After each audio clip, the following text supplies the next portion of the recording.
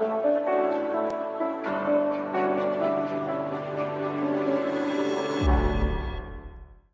kedua adalah kasih yang tulus itu orang tidak mencari keuntungan diri sendiri. Ciri kasih yang tulus tidak mencari keuntungan diri sendiri. Ingat tentang 1 Korintus 13 ayat ke-5. Ayat tentang kasih berkata gini, tidak mencari keuntungan diri sendiri.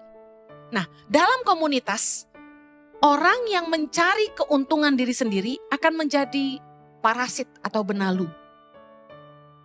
Orang-orang yang hanya fokusnya cari keuntungan buat dirinya sendiri, biasanya dia hanya ada untuk mengambil dan tidak pernah memberi.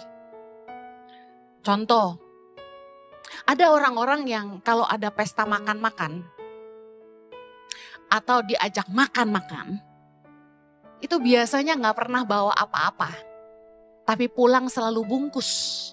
Kata orang Manado, babungkus. Ada yang gitu? Gak pernah mau ikutan bayar. Ada teman yang cerita ke saya, aduh Ci, orang itu katanya kalau pergi makan sama kita, maunya ditraktir mulu, gak pernah mau bayar katanya. Padahal orang kaya. Ada juga orang kaya yang begitu. Orang-orang yang punya mentalitas datang hanya untuk mengambil dan tidak memberi. Ini adalah orang-orang yang hanya fokus sama keuntungan diri sendiri. Apa yang dia bisa dapat di sini? Contoh, saya pernah diceritain ada jemaat suami istri datang ke gereja ICI. Istrinya minta pindah gereja gara-gara AC katanya kurang dingin di ICI. Orang yang punya mentalitas hanya mau mengambil, cari keuntungan buat diri sendiri, gak mikir orang lain gimana. Mungkin gereja ini punya masalah apa sampai AC-nya panas. Pernah gak mikir? Ibadah kedua jam 10 pagi itu full house sampai overload. AC yang biasanya di ibadah jam 8 dingin, di jam 10 tuh jadi gak dingin. Yang dikorbankan tahu siapa? Kami. AC di ruang pastoral dimatiin. Supaya mengurangi beban listrik. Sehingga AC di main auditorium tetap dingin, Sunday school tetap dingin, AC backstage untuk praise and worship dan pengkhotbah dimatiin AC-nya. Jadi kami kepanasan di dalam. Kenapa kami matiin? Karena daya listrik di sini terbatas. Kalau kami mau naikin lagi, bayarnya ratusan juta dan biaya bulanan meningkat. Nah, jemaat yang tidak hanya datang untuk mengambil tapi mau memberi, pasti mikir, gereja bayar listrik berapa? Gue bisa bantu apa? Gitu dong. Bayarin ke naikin tegangannya, dayanya gitu kan. Jangan malah komplain. Ici panas, gue pindah gereja. Silakan aja. Saya gak ngusir, tapi mentalitas orang yang cuma mau cari keuntungan buat diri sendiri, gak pernah mikirin orang lain. Coba Anda nikah. Orang yang cuma mau cari keuntungan diri sendiri, hanya mikir pasangannya bisa kasih apa sama dia. Kita dalam berhubungan gak boleh jadi parasit atau benalu. Kita harusnya jadi simbiosis mutualisme, saling memberkati. Amen. Saling jadi berkat. Banyak orang yang cuma tahu komplain. Ih, makanannya gak enak loh. Lu ikut bayar gak? Diundang anak ulang tahun, teman-teman diundang makan. Komplain cerita ke saya. Pesen makanannya kedikitan katanya gitu.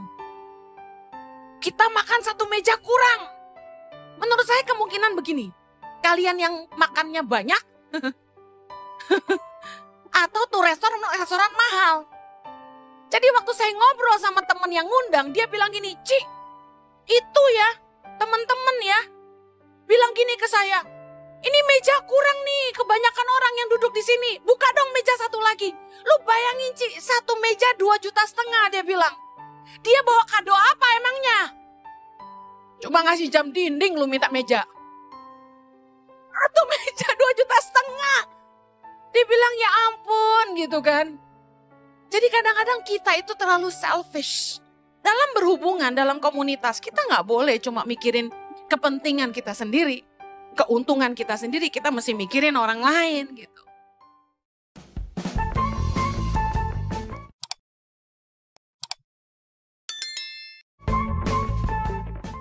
Yang ketiga, kasih yang tulus ciri-cirinya berani menegur di depan, bukan ngomongin di belakang. Amsal 27 ayat kelima. Lebih baik teguran yang nyata-nyata daripada kasih yang tersembunyi. Kalau Anda sayang sama seseorang, Anda berani kasih tahu di depan. Jangan ngomongin di belakang, itu gosip namanya. Kalau kita benar-benar mengasihi seseorang, kita berani menegur untuk kebaikan, katakan amin. Amsal 15 ayat 10 berkata gini, didikan yang keras adalah bagi orang yang meninggalkan jalan yang benar. Siapa benci kepada teguran akan mati. Ngeri ya. Kalau kita melihat ada orang yang meninggalkan jalan yang benar, ada teman kita meninggalkan jalan yang benar, harusnya kita berani tegur untuk kebaikan. Jangan malah ngomongin di belakang. Yakobus 5 ayat 20.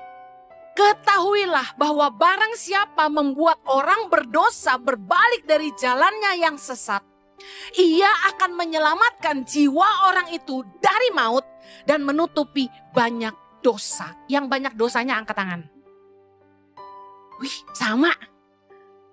Anda pengen menutupi banyak dosa, menangin banyak jiwa. Baca firman Tuhan, barang siapa membuat orang berdosa berbalik dari jalannya yang sesat, ia akan menyelamatkan jiwa orang itu dan dari maut dan menutupi banyak dosa. Saya kasih tahu, Tuhan itu mau kita tuh bimbing orang ke jalan yang benar. Dari jalan yang salah, kita harus bimbing teman-teman kita, bukan menghakimi mereka. Di depan mata saya lihat orang dugem mulu. Dibagiin di IG story-nya. Kayaknya sengaja pamer, dia pengen lihat Bu Heni ngomong apa gitu. Oh, gua mah gak menghakimi, bodoh amat. Tapi saya kasih tahu, saya bilang saya cuma lihat kamu tuh kayak anak yang hilang, saya tunggu kamu pulang. Kalau kita sadar teman kita salah, yang mereka butuhkan bukan penghakiman, tapi kita mendoakan mereka, ngajak mereka pulang, kembali ke jalan yang benar. Amin. Yesus tuh ngajarin cara menasehati sesama yang berdosa. Mari, menarik sekali. Matius 18 ayat 15 sampai 17. Tentang menasehati sesama saudara. Lihat judulnya aja gitu. Berarti gini, Anda gak boleh sembarangan menasehati orang. Orang bisa bilang gini, emang kamu siapa? Yang dinasehati itu sesama saudara. Saudara kita. Ayat 15. Baca sama-sama. Apabila saudaramu berbuat dosa, tegurlah dia di bawah 4 mata. Jika dia mendengarkan nasihatmu, engkau telah mendapatnya kembali. Ayat 16. Jika ia tidak mendengarkan engkau, bawalah seorang atau 2 orang lagi, supaya atas keterangan 2 atau 3 orang saksi, perkara itu tidak disangsikan. Ayat 17. Jika ia tidak mau mendengarkan mereka, sampaikanlah soalnya kepada jemaat. Dan jika ia tidak mau juga mendengarkan jemaat, pandanglah dia sebagai orang yang tidak mengenal Allah atau seorang pemungut cukai. Maksudnya apa Yesus ngajarin gini? Ada caranya negur orang. Yang pertama itu 4 mata. Tegur baik-baik. Jangan menegur untuk menjatuhkan atau mempermalukan orang. Makanya give correction in private, give praise in public. Sebagai pemimpin kita harus belajar ini. Negur orang jangan depan orang. Negur suami, negur istri. Kalau saya sama Jojo ini bercanda, Anda sudah tahu kita nggak bermaksud menjatuhkan. Kalian seneng kalau kami saling bercanda ya kan? Suami saya juga kalau khotbah bercandain saya melulu. Itu udah jadi warna di ICI supaya semua ketawa. Tapi pada dasarnya kita nggak boleh sampai marahin istri di depan orang. Marahin suami di depan orang. Ngomongin staf satu di depan semua. Kalau ada yang berbuat dosa panggil. Bicara 4 mata. Yesus ngajar gitu. Kalau dia enggak mau bertobat, panggil saksi. Karena seringkali gini, ada orang tuh yang suka, kita ngomong berdua sama dia. Gak ada yang denger kan, gak ada yang nyaksiin. Wah dia bisa twisted. Dia ngomongnya beda di luaran. Wah Bu Heni ngomong gini-gini. Wah bahaya itu. Kita harus bawa 2 atau 3 orang saksi kata Yesus. Nah kalau orang ditegur gak bisa, ajak saksi. Sudah ditegur gak bisa, supaya gini, jangan sampai ada yang gosip. wah Bu Heni kalau marah orang langsung dipecat gitu. Padahal ada prosesnya, ada surat peringatan 1, surat peringatan 3, ada peringatan lagi, kasih karunia, baru dikeluarkan. Nah, bawa saksi. Yang ketiga, kalau masih nggak mau bertobat, orang itu bikin salah, merusak kedamaian, bikin masalah, baru diumumkan ke jemaat. Nah, bahwa misalnya, ini sih udah besar banget masalahnya sampai diumumkan jemaat ya. Semoga si Ici nggak perlu seperti ini gitu. Ya, kita di antara kita aja. Nah, kalau kita sayang sama orang, kita harus berani menasihati mereka.